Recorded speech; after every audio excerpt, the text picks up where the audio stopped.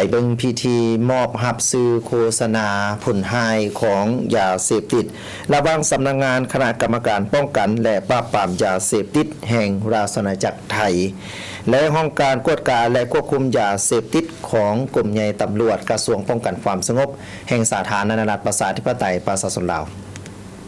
โดยอิงใส่การจัดตั้งปฏิบัติผลของกองประชุมสองฝ่ายลาวไทยระดับรัฐมนตรีว่าด้วยการหัวมือเพื่อควบคุมยาเสพติดขั้นที่20ดังนั้นสำนักงานคณะกรรมการป้องกันและปราบปรามยาเสพติดแห่งราชอาณาจักรไทยจึงได้นำเอาสื่อโฆษณาผลหายของยาเสพติดมามอบให้ห้องการกวดการและควบคุมยาเสพติดกรมใหญ่ตำรวจกระทรวงป้องกันความสงบแห่งสาธารณรัฐประชาธิปไตยประชาชนลาว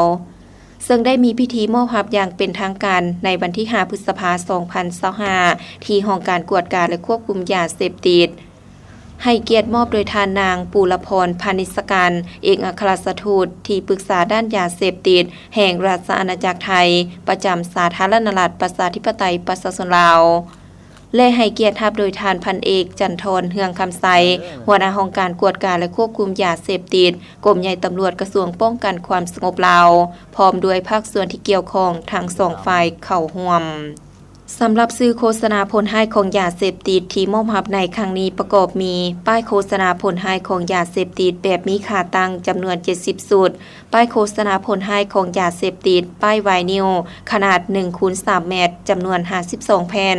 และป้ายโฆษณาผลหายของยาเสพติดป้ายไวนิลขนาด 3x9 เมตรจำนวน4แผ่นรวมมูลค่า 100,000 บาทหรือเท่ากับ65ล้านกีบทั้งนี้ก็เพื่อเป็นการประกอบส่วนข่าวในการสืบต่อจะตั้งปฏิบัติวาระแห่งชาติว่าด้วยการแก้ไขปัญหายาเสพติดปี